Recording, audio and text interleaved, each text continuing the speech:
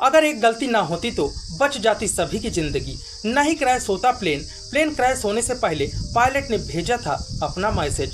600 accident, 9000 लोगों की मौत। बोइंग के विमानों में आखिर क्यों होते हैं इतने हादसे? आसमान में उड़ान भर चुका था विमान, फिर कैसे आ गया जमीन पर? कौन सी गलती पड़ गई भारी? अगर एक गलती ना होती तो सबकी जिंदगी बच जाती। क्या जानबूझकर सभी यात्रियों को मरने के लिए छोड़ दिया गया? अहमदाबाद में प्लेन क्रैश होने से पहले पायलट ने मैसेज भेजा। उस मैसेज में जो बताया गया था उसने सिस्टम को भी बेनकाब करके रख दिया। जब इस विमान की सुरक्षा को लेकर पहली बार और कई बार चिंताएं जताई जा चुकी हैं और दुनिया भर में इसे उड़ान के लिए 3 महीनों के लिए और रोक भी लगा दिया गया है, तो फिर इसे भारत की बड़ी फ्लाइटों में उड़ान भरने के लिए क्यों इस्तेमाल किया जा रहा है? क्या सिर्फ कुछ लोगों के फायदे के लिए ही इतने लोगों की जिंदगी से खिलवाड़ किया गया? अहमदाबाद से उड़ान भरते हुए एयर इंडिया का विमान जब क्रैश हुआ, विमान के अंदर 242 लोग सवार थे।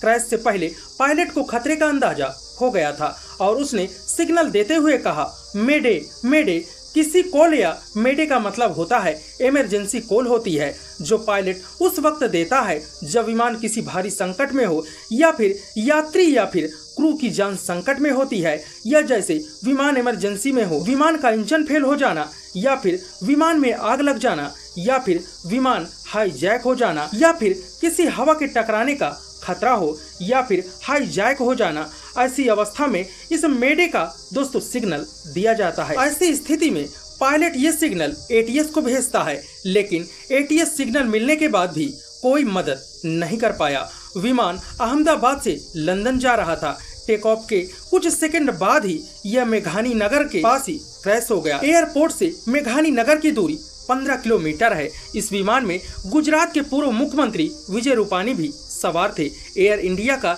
ये प्लेन डॉक्टरों के हॉस्टल में जा गिरा। उस समय उस हॉस्टल में 50 से 60 डॉक्टरों की टीम खाना खा रही थी, लेकिन उन्हें इस खतरे का अंदाजा ही नहीं था, जिसमें से 15-20 डॉक्टर तो तुरंत ही दम तोड़ दिया और कुछ घायल हो गए।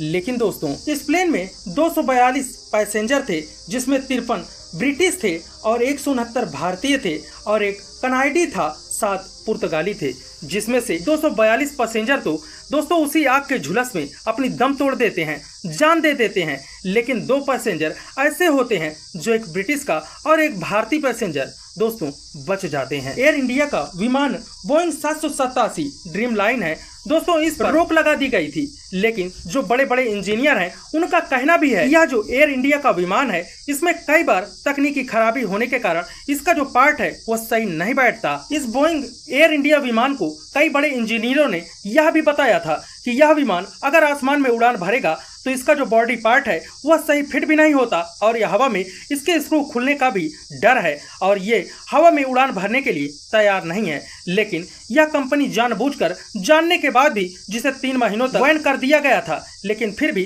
कुछ पैसों कमाने के लालच में दोस्तों इसे कुछ लोगों की जान चली गई।